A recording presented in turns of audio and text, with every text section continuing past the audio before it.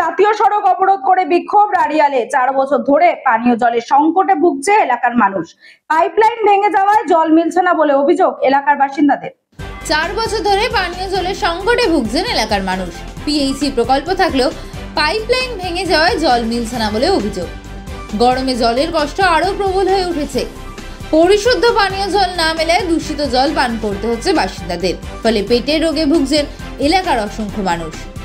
তারপরেও সমস্যা না মেটায় কলসি বালতি হাতে নিয়ে জাতীয় সড়ক অবরোধ করে বিক্ষোভ দেখালেন বাসিন্দারা।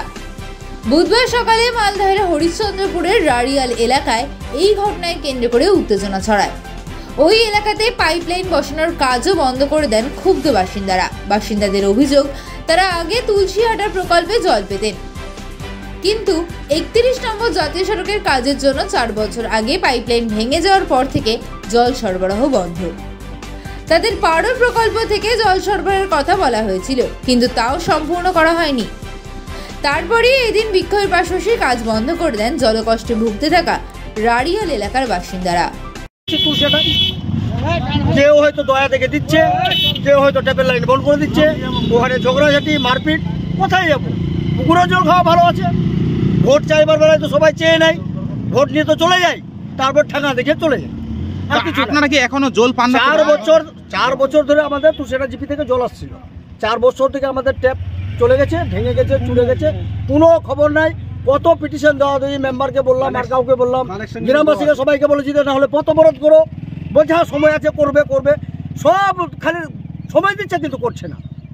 পিটিশন করেছিলাম অ্যাসিস্ট্যান্ট ইঞ্জিনিয়ার সাহেবের কাছে যে আমরা জলের ব্যাপারটা আমরা জল পাচ্ছি না 4 বছর ধরে, প্রায় 4 বছর ধরে আমরা জল পাচ্ছি না। আমাদের গ্রামে রাড়িয়ালে জল বন্ধ হয়ে আছে এবং তুলসিহাটায় জল আনতে যাচ্ছে, ওখানে মারামারি হচ্ছে, তুলসিহাটার লোক জল নিতে দিচ্ছে না। এই জানিং প্রায় 2 মাস হলো আবার তুলসিহাটা থেকেও কানেকশনগুলো বন্ধ করে দিয়েছে।